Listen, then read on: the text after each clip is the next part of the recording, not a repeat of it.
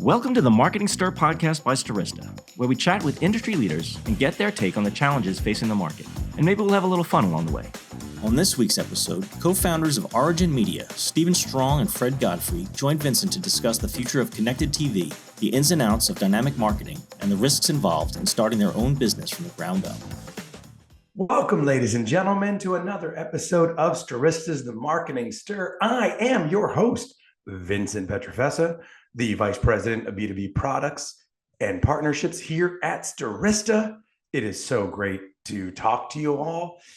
Thank you, ladies and gentlemen, for listening. And also thank you I was at a recent conference. I was at the USPACC. I don't even know if that's the right thing, but it was an amazing conference, ladies and gentlemen. It was called the Celebration Conference, where our own CEO, AJ Gupta, received an award for the fast-growing 100 companies, Asian American owned, which he is.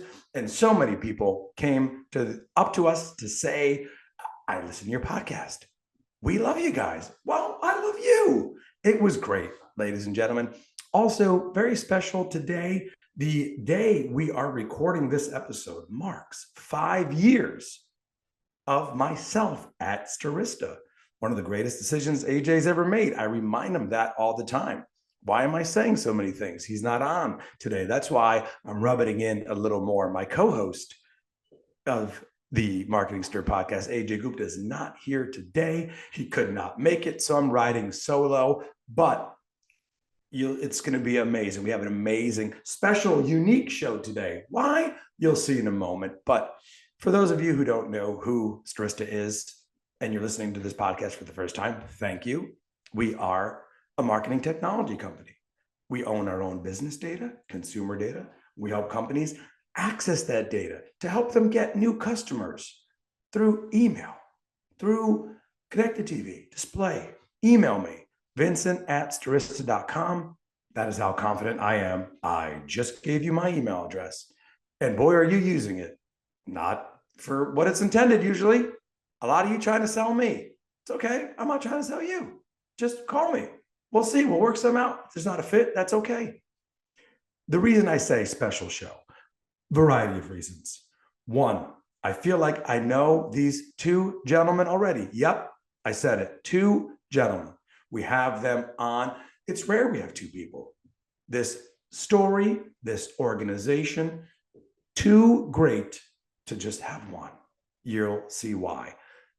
I feel like I've known these guys. It's another thing. They're New Yorkers like me, New York adjacent. And one of my coworkers recommended them. You know, that's a good thing when your coworker's like, hey, you need to talk to these guys on your podcast. And I agree. Already chatted with them. You're going to love them. Ladies and gentlemen, let's introduce them.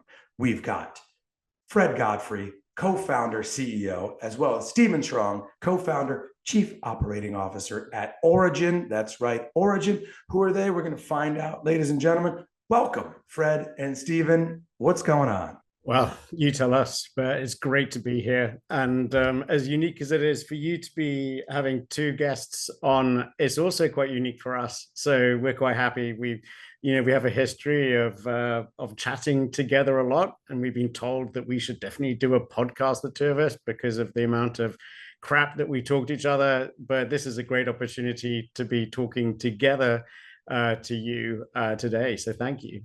Yeah, no, you're welcome. We had to have both of you on. The chemistry, insane. I love you two. I would listen to that podcast. I certainly would. So, let's get started. That's the next order of business is you'll see that. Maybe I'll be on their podcast. Who knows? So let's work that out. But Fred, Steven, let's start with telling us about the story. It's a pun intended, the origin story, right? Of Origin. I love the name. I want to talk about how you two met. And then individually after that, tell us about your roles in the organization, right? So Fred, let's start with you. Tell us about how you met Steven, how this all went down. Well, I really do call it a lot of it serendipity and a lot of it just terribly bad luck. But I had just moved east from California, having previously just sold a business to New York, having also promised my wife that I would never be self-employed again because it is so horrible and stressful. To start working at what was then Tremor Video, launching their SSP on a small team. And within about 5 or 6 months, I realized that selling pure play technology wasn't what made me happy.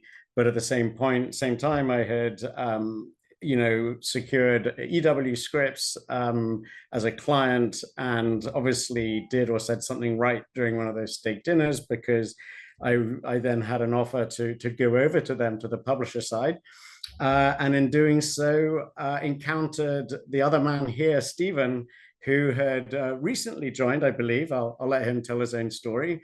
But from the second that I walked through the door, speaking through my lens, I'm sure Stephen will have his own, I realized immediately that I had walked into an office and made a friend. And then that friend was to become a very good friend. That very good friend was then to, not jumping ahead, but to become my boss. And then that boss was eventually to become my business partner. It's interesting because our story was not a love at first sight story. Fred was basically brought in by our boss at the time, and unbeknownst to me, was given all of my accounts, given all of my commissions, and by all facts of it, I should have really disliked Fred, but he's such a nice, interesting, fun person. I couldn't, and we developed a great relationship, but we didn't start on the greatest of footings. I mean, you did refuse to come in, I think, the first day because you weren't sure you could trust yourself. With this little upstart, this little snot who had just arrived and taken your book of business. But I'm pleased you did come along in day two. And I'll never forget the first lunch that we had together, or the second, the third, the fourth, or the 400 after that. But I'm grateful that you've got the nature to have looked past that as I swum around in your commissions, and then started to having a lot of fun together. So really, for you, dude, I wouldn't have been able to do it. How did it go from, and we'll get into your roles in a moment, but I want to learn about, tell us about Origin, what you do in there, and how it went from, wait a minute, who's this guy, to starting a business together. I'd love to kick off here because, Stephen's far too humble, to be honest with you, I think, to tell the best story through the Origin lens. But back to us, when we were getting to know each other back in at the end of 2015 into 16, 17, and so on, the one thing that we both realized with each other is that we just weren't the kind of humans that were cut out simply to turn up to a job, get paid, go home. You realize that by day you've got to kind of enjoy what you do, and you've got to want to do it really well, and for that to be something that existed between us at the same time as being brought in under a recently acquired brand of EW Scripts, Newsy, that they had bought for an awful lot of money and now needed to do something material with. And then to choose a couple of folks like us and one or two others, to be the people that turned it really into something, and to give us a really long rope to hang ourselves with. The world was ours. And where I think Stephen deserves to tell a little bit of the story before the origin story is the biggest thing that we did with that rope, other than hang ourselves, which was a very significant pivot, which was really the one step between him not killing me when we met and Origin. Like many years, we were in the news business. We were trying to tackle running ads on desktop and mobile and tablet. And if you remember that from 2015, 16, 17, there was a prospect of sort of viewability and dealing with multiple vendors. And CPMs were a race to the bottom. So we had the good fortune of kind of tapping into CTV when it was in its infancy in wild, wild west. And we got to sort of look at sort of holistically the company, where consumption was going, and say, hey, you mean desktop, mobile, tablet, we're struggling. How do we launch on connected TV? How do we double down? And this was this environment and world where the platforms weren't competing against yourself. Now, if you launch an app on Roku or Amazon, they're competing for the same eyeballs. Most of the ads I get on Roku are for things on Roku. So we're able to pave this really unique path on connected TV. And I remember vividly, and I forget the year, Fred and I were taking a stroll on a beautiful day in Bryant Park in New York City and said, like, what is next for us, right? We built this amazing business. Again, we're in a big corporation. I don't know if the right word is hitting resistance, but like, you mean you guys are doing this, stay in your lane. And we're like, we have all these ideas and what do we do with them? And that's kind of the day and moment where the sparkle of Origin, not yet named Origin, was born. We always took those walks around Bryant Park or around the Diamond District. We're like, what can be done better? At the end of the day, we were looking at a business that was at an industry that was blossoming, even though it was nascent. And we said, connected TV is the future of television. That's the first thing that we realized, I think, very, very early on as individuals. But brands deserve more or better or different than just simply transferring a 7-decade-old creative rulebook to this new, digitally delivered platform in people's living rooms. And that was where our ideas got just a little bigger than EW, I think, really wanted to be involved with. And that was what led to Origin, which is, in a sentence, what Origin is. We believed enough that the technology that underpins connected TV shouldn't just serve the content that's being served and all of the pipes and the data and all of those capabilities. The same technology should be underpinning creative capabilities as well, fundamentally. If you look at how people have got so used to advertising and their creatives being so responsive and so agile and so dynamic on every other screen through social, mobile, desktop, tablets and everything, it can be doing the same thing on connected TV, albeit differently and with a different set of rules. And that's what Origin is. We've spent the last 5 years, as it's your 5th anniversary at Stirista. It's come July, Origin will be turning 5. So 5 is the magic number.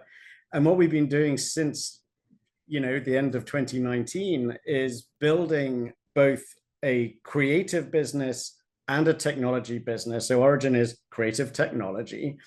And between the two, we have built and brought to market a number of incredibly different, agile and dynamic creative ad formats that either media buyers can use to elevate or to help bolster up a certain objective, or the creative teams can use to make their life easier and their creatives more agile, or even the brands themselves can use when they don't necessarily want to put too much of their resources into a single creative to go out to the entire world. That's what we do. We build incredibly dynamic creative formats for people who have ads and want to make them better, or for people that don't have ads but want something affordable and dynamic. Let's stay on that for a second, Fred, because like you said, your company focuses on building ad formats instead of clickable ads. Correct. Why this approach, and what are the benefits of that for brands? Well, I don't want to be doing all the talking here, but for us, something that was very important to us on day one was seeing how big the mountain was to climb to make connected TV, or TV2, as we sometimes call it, more than just the awareness play, because we saw early on that pretty soon expectations were going to go far, far beyond awareness. To solve this problem as a little bootstrap business, we needed to be incredibly laser focused in what we did and the problems that we went to approach and solve. So that ruled out every other screen. And it also ruled out the concept of going and competing with the leviathans that make SDKs for clickably interactive ads. Instead, what we saw was something that could sit in the back end fundamentally and simply create more immersive, more engaging, and more entertaining content-like experiences that contain far more of the information that these brands knew get the attention of the viewer, and also just gave them the ability to say more in the living room rather than just target more, understand this is that audience, this geo or this demographic. Let's speak to them because we know they're there. Let's let the creative message actually do the talking and not just assume that because we know where they are, that they're going to be more receptive. So it was always about the living room. We did a couple of years ago expand almost accidentally into digital out of home, but it is nevertheless the non-clickable screen, and everything that we do focuses around that lean back experience where we create or we leverage the need for a value exchange and actually to immerse them like they would be in a show that they're watching. Stephen, I've left out like 600 things that are quite important to point out, I reckon. When we were building the technology, we wanted it to be really sort of scalable and play into flat assets. So if someone was integrating us from a demand or supply side, we could do it seamlessly. So there were no restraints in terms of launching a depth and wide supply portfolio. And let's talk about this for a moment, right? So this is 2019 as we're talking about 5-year anniversaries. Connected TV there, right? Happening. But then the pandemic happened and so many people watching at home, so many people, the business executive is at home now, right? He or she is there. So what did that do to the way your customers reacted to Origin? What did that do to your business in a way? Well, in one way, it almost killed us. But once we got over the no one spending hump, it was quite effective, right, Stephen? Sorry, you were going to say something.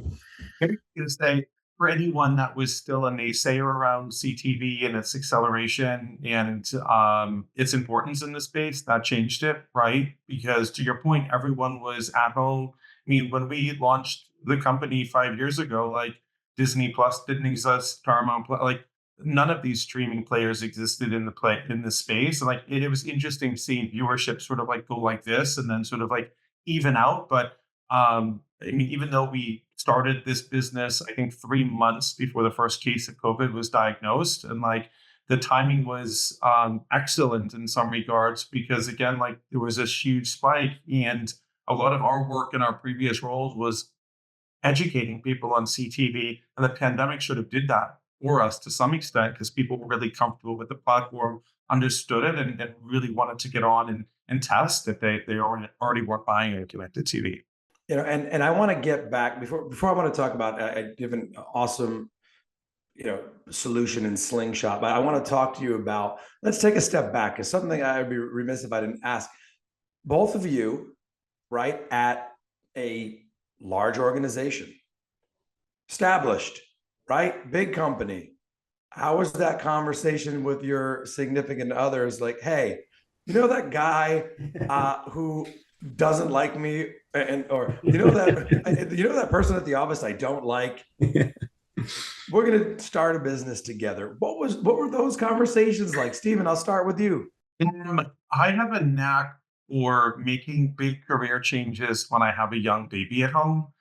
So when I joined Newsy, my wife was 8 months pregnant. And then when I started Origin with Fred, I had a 3-month-old at home. And one could argue, based on logic and sleep cycles, the timing was really poor. The funny thing is, I mean, I was making a lot of money. I had great health insurance, and like the timing was really awful. And I'll let Fred tell this part of the story, but like my wife basically subjected Fred to a pretty significant interrogation to make sure that she had all the right information that she was comfortable with, and like that was important. I was going to call it an interview, but interrogation is a far better word. I've been around the block here a couple of times before, Vincent, and in 2011, I had to petition my wife, who I would literally just married and bought a flat with in London, to let me emigrate to California. And and that required her having to give up her job or think about a new lifestyle. And I think when I was younger and I didn't necessarily take it as seriously or understand it from the other side as much as I should have. Although, to be fair, I hadn't even finished saying California when she had packed her bags. So, I think that was lucky. But with Stephen, it was so different. I had grown up a little bit, and he's right. EW had been such a good company to us both. They really, really had. They paid us well. They gave us lots of tolerance. They gave us lots of toys to play with and good budgets to go out and explore and grow with. So when it came to saying to Stephen, look, I think we've walked around Bryant Park enough. I think that we understand the market well enough. We are, because we put our trust in connected TV before it was the next TV. We trusted our instincts and our ability to look into the future enough because we'd seen how that baby had formed. So when I said to him, I think now is the time, let's do it. it was an easy chat to have with my wife. She said, you've got 6 months to prove something out, or you're going back to getting a real job, which it's, to be honest, I promised I'd never start another company after selling the last one. And then with Stephen, it was different. I remember sitting, I think I was sitting at his desk in an office, and in comes his wife. And Stephen sort of slinks backwards slowly out, doors closed. And she's like, all right, what the are you trying to put into my husband's mind? Are you serious? We're about to have just another kid, and the other one's already, expensive. Seriously. And I said, yeah, okay, I get all of that. I really do respect all of that. I still, to this day, don't think I thought about it enough when I, said to Stephen, let's really do it. But I decided, therefore, to be as honest with her as I would have been with anyone else today, which was, look, we understand the trade. We understand what's missing. We understand what people are going to want in 2, 3, or 5 years' time. We believe enough in all of that. And however, I also would hate for you to know anything other than the statistical, factual truth about all of this. If we go about and do this, and I make Stephen walk away from his job as he's got this new kid, we have maybe a 2% chance of getting through the first year. I'm not going to pretend it's anything else, especially given that we knew that we were going to be self-funded. We weren't going to be able to fall back on a giant war chest or someone's money while we sort of figured out what we were going to do. We needed Origin to prove itself, from day one. And that's exactly what we did. But I've never had more respect for anyone in my life than I have for when his wife sat down and gave me the birds and the bees of being parents, because my wife and I, we don't have kids. We got a Shih Tzu. That's plenty for us. I love that story. I think a lot of our listeners will like hearing that. And I love that you did that, Fred, right after you were married. That was, before that, it might have been a different outcome there. So let's talk about some of the solutions, right?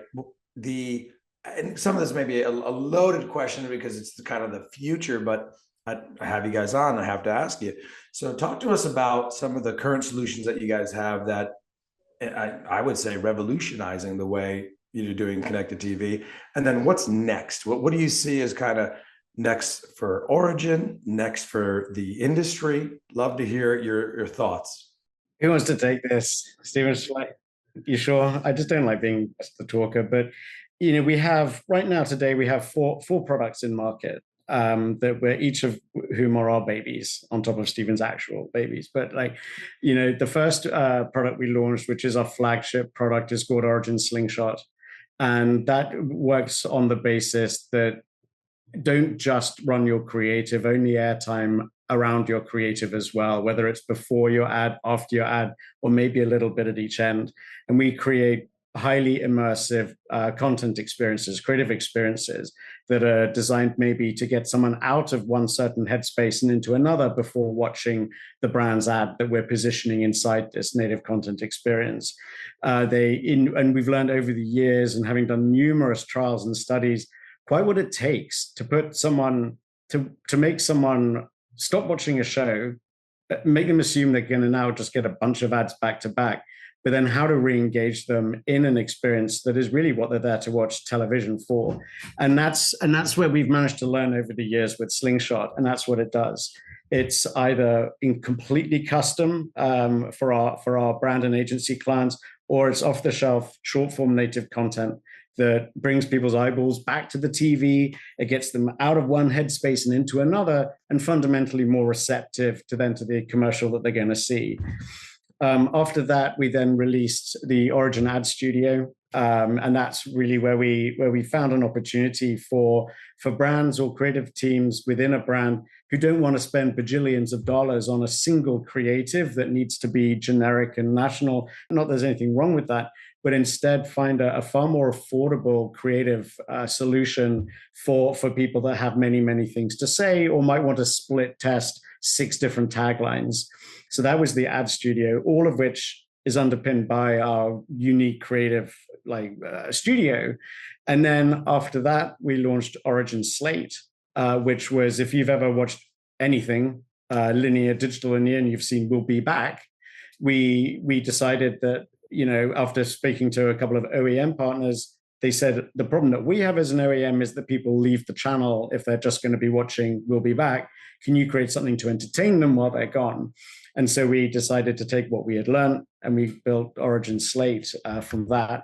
And then finally, our newest product, the new baby in the family, is Aperture, which is everything that we've learned about being dynamic and the ability to put real-time or close to real-time weather forecasts, for example, into Slingshot or an Ad Studio Creative. This allows brands or creative teams or media buyers to leverage the same creative, dynamic sort of capabilities, but inside their ad as a form of overlay, if you will. And of course, there are many other overlay solutions out there, all of which are, I think, actually quite brilliant. But Aperture just lives to serve a very, very different purpose. It almost hides within the creative and just pokes out here and there when a brand wants to reinforce or amplify what they're trying to say, but they want to keep it contained and on top of their beautiful bajillion-dollar creative. And this question, thanks for sharing that. I have something for Stephen, operating officer, right? I'm sure you're already thinking of the future. And I think it's already here. I know it's already here because of some of what our clients are asking of connected TV in the B2B space, Stephen, right? So you heard me talk about all I do is B2B. We have a lot of amazing B2B clients and business consumer clients, but B2B, and that's kind of the next wave. How do I reach? I'm at the office, but Fred and Stephen are at home. How do I reach those business executives at home? What's your take on that? Are you seeing a rise in that? Are you adjusting? Should brands adjust the way they communicate to the business executive at home?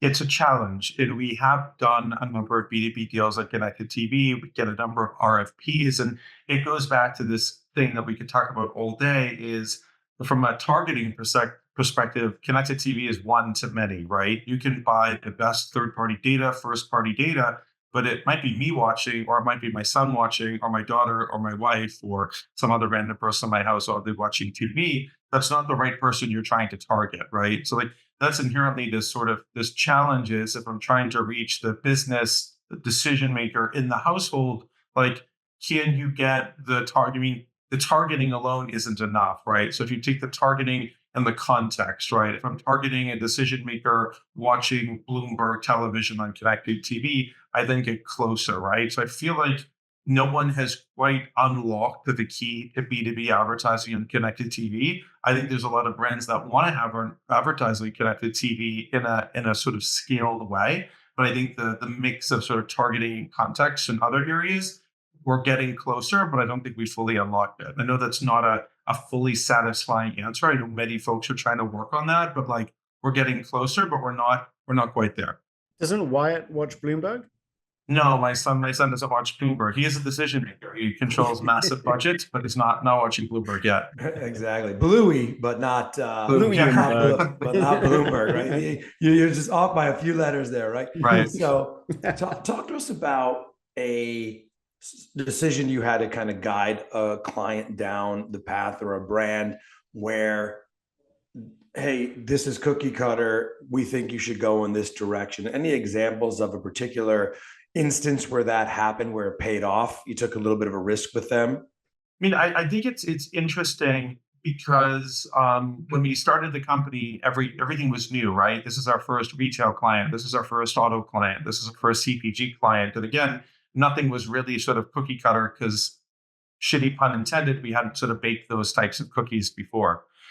So now it's sort of interesting as Fred liked that answer. As we sort of have scaled the company, we build on this great intelligence, right? We've done 50 retail campaigns before, so we can actually give someone something that feels very new to them, but is very deeply driven based on our experiences, our data and content and all this work we've created before. So the process for us is seamless and requires 50 to 80% less resources, but it feels less cookie cutter. And then I'll defer to Fred for this. For some campaigns and clients know, it isn't necessarily taking sort of a white canvas and saying, okay, you're giving us 5 days to launch a campaign instead of 30. Here are 3 or 4 different options that we know will perform and are really unique. and then allows us to sort of balance giving them something unique, but also getting stuff live very quickly in a scaled fashion. I think you're talking about a completely different box of cookies to what the cookie tree that Vincent's barking up. But that doesn't make it any less fascinating and interesting, Stephen. You're such an interesting guy. But where I think it is how do you educate someone into doing something incredibly new on this one format that already feels quite new? That to me is like the single biggest challenge that should exist for anybody, especially when you're a bootstrap minnow in what is now a $30 billion shark pool, right? It's terrifying. But the one bit I will steal from Stephen's, narrative and evolve on is once you've covered every vertical and you've listened to every brief and you understand what matters most to them, and then you couple that with the one thing that has been inevitably changing that we may be a little bit of a cause of, but I think just the world in general is causing it, is that something which either we said earlier or I said to someone else altogether on a different show, I don't know, is that when we set out in 2020, it was all about awareness. The goals, the RFPs, the objectives were raise awareness, raise awareness, raise awareness. And then slowly over the pandemic, 22, 23, it was also with really trying to boost consideration through our C2B budgets. And now we're really, really very much entrenched at the performance end. But again, performance has many, many different definitions and meanings depending on who it is who's asking for it and what they're expecting. So for us, it was not about just pushing one of our products into someone's face. It was listening to them saying, you're telling us your objectives. Like, how do you plan to resolve them with just this creative? Is your targeting going to be enough? And if it's not, what's missing? And if what you're saying is missing falls squarely into one of our creative solutions, then that's wonderful. And again, that's one of the things that I think when the world was looking left and Stephen and I were looking right, that was one of the things that we spotted. There is untold quadrillions of dollars that are going into really smart plumbing, really good pipes, very good data and targeting and so on. But there hasn't been, bizarrely enough, a strong enough focus on what someone actually sees, because that is a massive driver towards the outcomes that that people are looking for. And so all we did was say, let's make the most agile and scalable creative bolt-ons or overlays or extensions that allow them to do that. And the example, you asked for an example, we had the media buying agency for an auto client come to us in really actually quite early on in our existence and said, this is the pandemic, there are no new cars for sale, we have a used car program and we've got a spot for it, we've got a lovely 15-second ad for it, but it doesn't actually tell people why they should buy our cars versus go to the competition. And so they clarified, like they made it was obvious. The ad was wonderful, but they needed it to do something else or more. And that was where Slingshot came in. We built a series of assets that would be dynamically stitched and served to the viewer. And every time they saw it, it would give them a different reason why they should consider that used vehicle program. And then they still got the enjoyment of the very, very good, fun ad. No, thank you, gentlemen. That's actually both great examples of a question on different angles that I was looking for. So before we get into some get to know you personally, and then your closing thoughts, biggest misconceptions of connected TV. Do you remember 2 years ago when there was that cryptic QR code ad in the Super Bowl, right? And then no one knew what the ad was for. Everyone went to crash the website, crash the servers, and did all that. Again, I watch a lot of connected TV, and immediately before that happened, maybe 10 to 15% of ads on connected TV had QR codes. And then for 3 months after that, 80% of ads had QR codes on connected TV. And I don't think anyone has quite figured out the QR codes. I think the misconception that I would sort of bring up is that because I hear something, I saw someone else doing it, I don't understand the why, but I must do it myself. And in that case of QR codes, a lot of the executions were shit. They were too small. They were risk oriented. There was no value brought for someone to activate a QR code. So they didn't. I feel like people are getting smart, but a lot of, and again, I'm not dismissive of agency and brand buyers, but sometimes they don't want to appear less intelligent to the folks that they're working for. So it's, we have to be at Hulu. We have to have a QR code. We have to do these things. And it's like, we are paying more for this, but what's the end result? The misconception is because something worked for someone, I heard it. It's a buzzword. I have to do it everywhere, and it's not based on logic or data. And Stephen's right. QI is such an interesting realm for TV, because at the end of the day, I mean, I want to pick a different misconception, but a misconceptionette based on what Stephen was saying is, understanding QRs to be anything other than the simple thing that they are, which is a portal.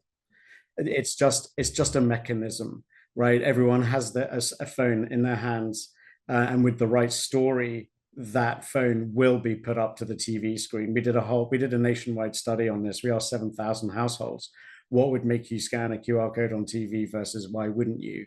Why would you throw your phone through it? But on a similar vein, I think one of the most recent and biggest misconceptions that I feel like I've seen, and I was speaking on a panel about this not that long ago in San Francisco, is a lot of us are talking obviously about shoppable CTV, and that's great. It should be an ambition. However, and I'm not saying it shouldn't be, and I'm not saying it shouldn't be now, but one of the mistakes I think that we're making in general is we're going from like learning to walk to giving them the means, but we're not actually thinking about the journey in between enough. You can't just make something shoppable. You've got to think about the experience that lends them to it. Again, the creative story, which is where we really stand out, that actually makes them want to do something with it, as well as just asking the questions, which I think is an industry we sometimes overlook, which is, what are humans interested in doing right now? Do they want to buy on their TV? Do they want to buy on their phone? That's a really big one. And is the world ready for that kind of thing? And if not, find out where are they ready? We should be pushing consumers, like that's what we do, right? We send people in directions, but we need to be listening more carefully to understanding exactly what's going to jive with them as they sit there today with their liquidity, and hopefully get into buying something. So it's not that we're not there, I think as an industry we're missing things, and it's something that we care about. I describe us as creative storytellers, something which I think is getting a little lost in advertising. It's all very factual, it's a little bit humdrum. But now that we have the chance to actually speak to people in a way that will resonate, tug on some emotional chords, etc., now I think the game is on. I love those examples. And when I always talk to my clients, partners, I'm always saying, what would make you respond to this, right? No, we're not going to send it that day. How many messages does it take? You're right. By the time I find my phone and I point it to the TV, the ad's gone, right? And I'm like, well, especially during the Super Bowl, I'm not going to go and scroll the website. I'm going to watch the rest of the commercials in the game, right? So we have to ask this question. This is for both of you. I'll start with you, Fred. LinkedIn. This is a question that our listeners love, and we don't ask it, they get mad. What is a LinkedIn message, Fred, that when someone reaches out to you, resonates with you, and you'll respond to? Which one that you absolutely hate? I'll start with Fred, and then Stephen, same question for you after that. What I hate more than anything is someone who is poorly using what is evidently some kind of algorithm or artificial intelligence quote to tell me that I clearly need better janitorial services in my office. Like if you're going to go to the extent of writing a message to someone, which is a very personal thing, do it right. It's not a place to spray and pray. And that really drives me up the wall. Where the ones I do respond to, though, are from people who have maybe read something that I've written and posted, or an op-ed or an editorial that the company has posted or something like that, and said, I read this, can we talk? I find this interesting. And then in the perfect world, they'll also say, because I plan to sell to you, or I would like you to sell to me. But that's maybe taking it a step too far. I try to give back as much effort as someone put into reaching out to me. I think there are absolutely cases where, to Fred's point, I'm sold janitorial services, I'm sold voice over IP, and all sorts of stuff that isn't relevant. What does resonate with me is when someone took 3 minutes, not 3 seconds, right? And you mentioned whether they're selling to me or not, like they made a reference to something in my profile about where I went to school or something that seems genuine. Because I think we're in this place now, whether LinkedIn or email, there is just so many blank, cold emails. And like, you really kind of like, it's just a lot of noise, right? And if you want to be creative and break through the noise, I'll give you the call, I'll reply to you. If not, you're going to get blocked. And then please don't, I mean, if your algorithm breaks and you say dear first name instead of my name, I'm going to write back to you and have an absolute field day with you, because I think that's just so much fun. Well, luckily, and Vincent, I should say, luckily, this isn't being recorded and isn't going to be heard by tens of thousands of people, but Stephen is actually very easy to sell to. He listens, honestly, if you do approach him right, he will listen, and there's a very good chance he'll become a customer. But maybe not before I've asked him why. But honestly, he does take people's goodwill, and he is a good judge, by and large, of knowing if, like, mentioning your school and where your children are right now, or whatever else it is that feels personal, like, good for you. Then that does work, I guess. That's awesome. Yeah, I always known that about Stephen. He's a great listener. But you're right. It's one of those things where we get a lot of people now who say, hey, I'd love to have one of my guests on your podcast. Why don't you reach out, tell us you listen to it and you like it before you reach out to us, PR agencies. That's for you. Anyway, for fun, what do you guys like to do? New York area, your access to, this great city here. Fred, starting with you, what's your weekends looking like? Taking both of my cameras out and exploring either a park for tiny microscopic bugs, or some form of landscape in town or upstate, or taking it into the city to see if there's a way to make a grotty part of Times Square look beautiful.